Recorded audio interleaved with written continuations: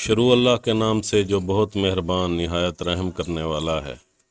اسلام قبول کرنے سے پہلے عمر بن خطاب اسلام کے شدید دشمن تھے۔ جس شخص کے بارے میں معلوم ہوتا کہ اس نے اسلام قبول کر لیا ہے تو اس پر خوب ظلم کرتے، اسے مارتے اور تنگ کرتے تھے۔ انہوں نے اپنے خاندان آل خطاب پر بھی خوب ظلم کیا۔ جب پہلی ہجرت حبشہ ہوئی تو ان نفوس قدسیہ میں عامر بن ربیعہ اور ان کی اہلیہ عبداللہ بھی شامل تھیں۔ یہ دونوں سیدنا عمر فاروق کے رشتہ دار تھے۔ جب یہ ہجرت حبشہ کی تیاری کر رہے تھے تو ایک دن سیدنا عمر فاروق ان کے گھر آئے۔ عامر بن ربیعہ کسی کام سے گھر سے باہر تھے۔ سیدہ عبداللہ لیلہ بنت ابی حیثمہ فرماتی ہیں کہ ہم عمر کی طرف سے بڑی تنگی، تکلیف اور ظلم برداشت کر چکے تھے۔ عمر مجھ سے کہنے لگا، عبداللہ کہیں جانے کا ارادہ ہے؟ میں نے کہا، اللہ کی قسم ہم اللہ کی زمین میں نکل جائیں گے، یہاں تک کہ اللہ ہمارے لیے کشادگی کا سامان فراہم کر دے گا۔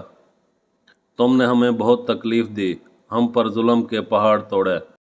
میری بات سن کر سیدنا عمر نے دعائیہ کلمات کہے کہ اللہ تمہاری نگہبانی کرے۔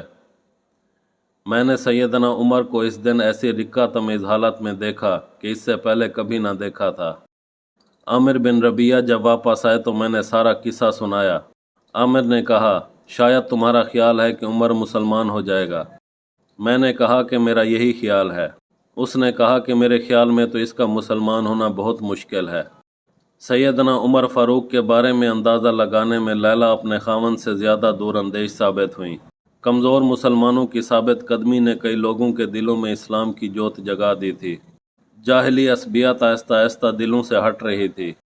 سیدنا عمر فاروق ایک مرتبہ رات کے وقت خانہ کعبہ تشریف لے گئے۔ ان کا منصوبہ یہ تھا کہ پہلے شراب پئیں گے، پھر گپ شپ کے لیے عمر بن عمران مخزومی کے محلے میں جمنے والی محفل میں بیٹھیں گے، لیکن قدرت کو کچھ اور ہی منظور تھا۔ پہلے انہیں شراب فراہم کرنے والا بندہ نہ ملا، پھر وہ محفل کی طرف گئے، وہاں کوئی بھی نظر نہ آیا۔ چاروں ناچار ان کے قدم خانہ کعبے کی طرف اٹھ گئے۔ وہاں نبی کریم صلی اللہ علیہ وسلم نماز پڑھ رہے تھے۔ سیدنا عمر فاروق خانہ کعبے کے پردے کے پیچھے گھس کر قرآن سننے لگے۔ رسول اللہ صلی اللہ علیہ وسلم سورۃ حاقہ کی تلاوت کر رہے تھے۔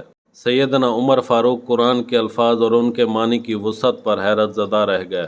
ان کا بیان ہے کہ میں نے دل میں سوچا، اللہ کی قسم یہ تو شاعر ہے، جیسا کہ قریش کہتے ہیں۔ لیکن اتنے میں آپ نے یہ آیت تلاوت فرمائی جس کا ترجمہ یہ ہے، یہ کسی شاعر کا کلام نہیں، تم لوگ کم ہی ایمان لاتے ہو۔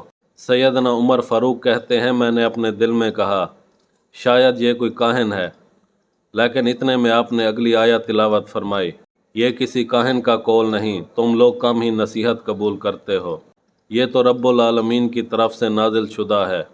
سیدنا عمر فاروق کا بیان ہے کہ اسی وقت میرے دل میں اسلام جاگزیں ہونا شروع ہو گیا۔ جب سیدنا عمر فاروق نے یہ سنا کہ ان کے بہن اور بہنوئی مسلمان ہو گئے تو وہ آگ بگولا ہو گئے اور فوراً ان کے دروازے پر پہنچ کر دستک دی۔ اندر سے پوچھا گیا، کون؟ خطاب کا بیٹا عمر، جواب ملا۔ اس وقت گھر کے اندر موجود افراد قرآن مجید کی تلاوت میں مصروف تھے۔ انہوں نے عمر کی آواز سنی تو جلدی سے چھپ گئے اور قرآن مجید کے صفحات اسی طرح پڑے رہ گئے۔ عمر نے گھر میں قدم رکھا۔ بہن نے عمر کے تیور دیکھے تو جلدی سے قرآن کے صفحات کو چھپا لیا۔ عمر بن خطاب نے پوچھا، یہ خسر پھسر کیسی تھی جو میں نے ابھی سنی ہے؟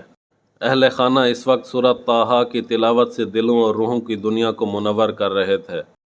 انہوں نے کہا کہ آپ کوئی اور بات نہیں کر سکتے؟ سیدنا عمر نے فوراً کہا، مجھے پتہ چلا ہے کہ تم لوگ بے دین ہو چکے ہو۔ یہ سن کر سیدنا عمر کے بہنوئی نے کہا، عمر تم یہ کیوں سوچتے ہو سکتا ہے کہ حق تمہارے ساتھ نہ ہو۔ یہ سننا تھا کہ عمر نے اپنی جگہ سے چھلانگ لگائی اور اپنے بہنوئی کو داڑھی سے پکڑ لیا۔ دونوں آپس میں گتھم گتھا ہو گئے۔ عمر سعید سے طاقتور تھے۔ انہوں نے اپنے بہنوئی سعید کو پکڑ کر زمین پر پٹخ دیا، پاؤں سے روندا اور سینے پر چڑھ کر بیٹھ گئے۔ اسی اثنا میں سیدنا عمر کی بہن بھی اندر سے نکل آئیں تاکہ اپنے خاوند کو بچا سکیں۔ سیدنا عمر رضی اللہ تعالیٰ عنہ نے انہیں دور دھکیل دیا۔ وہ گر پڑیں اور زخمی ہو گئیں۔ پھر بہن نے غصے کی حالت میں کہا، اللہ کے दुश्मन, क्या तू हमें इसलिए मारता है कि हम अल्लाह की इबादत करते हैं? उमर ने गरजते हुए कहा, हाँ इसलिए। तो वो बोली, जो जी में आए कर गुजरो, मैं तो यही गवाही देती हूँ कि अल्लाह के सिवा कोई माबूद बरहक नहीं और मोहम्मद अल्लाह के रसूल हैं। हम तेरी मर्ज़ी के बरअक्स मुसलमान हो चुके हैं। जब सैयदना उमर ने अपनी बहन की ये जुर्रतमंदाना बातें सुनी तो सईद के सीने से उठ खड़े हुए और सीधे होकर बैठ गए। फिर नरमी से कहा, मुझे अपना वो सहीफ़ा दीजिए, मैं भी उसे पढ़ना चाहता हूँ। बहन ने सहीफ़ा देने से इनकार कर दिया। सैयदना उमर ने अपने लहजे को नरम करते हुए कहा, बहन, दरअसल तुम्हारी बातें मेरे दिल में घर कर गई हैं। मैं इस कलाम को देखना चाहता हूँ और वादा करता हूँ कि मैं इसकी तौहीन नहीं करूँगा। बहन बोली, तुम पलीद हो, इसे सिर्फ पाकीज़ा लोग ही छू सकते हैं। उठो, पहले गुस्ल करो। सैयदना उमर फ़ारूक इसी वक्त गए, गुस्ल किया और बहन के पास आए। उन्होंने सहीफ़ा सैयदना उमर के हाथ में दे दिया। सैयदना उमर ने इस सहीफ़े में सूरत ताहा और दीगर कई सूरतें पढ़ीं। आगाज़ में बिस्मिल्लाहिर्रहमानिर्रहीम पढ़ी। रहमान और रहीम ही कहा था कि अल्लाह की ज़ात और कुरान की हैबत उनके दिल में बैठ गई। सहीफ़ा हाथ से छूट गया। दोबारा हिम्मत करके तिलावत शुरू की। ये सूरत ताहा की इब्तदाई आयात थीं। फिर मुसलसल पढ़ते रहे। जब आयत नंबर 16 पर पहुँचे तो यकदम बोल उठे, जिसका ऐसा उम्दा कलाम है उसके अलावा किसी और की इबादत नहीं करनी चाहिए। मुझे मोहम्मद सल्लल्लाहु अलैहि वसल्लम के पास ले चलो। अल्लाह आपके लिए आसानियाँ पैदा फरमाए और आसानियाँ तकसीम करने का शर्फ अता फरमाए। वीडियो को लाइक और चैनल को सब्सक्राइब करके हमारी हौसला अफजाई करें ताकि इस तरह की दीनी और मालूमाती वीडियोज़ का सिलसिला जारी रहे।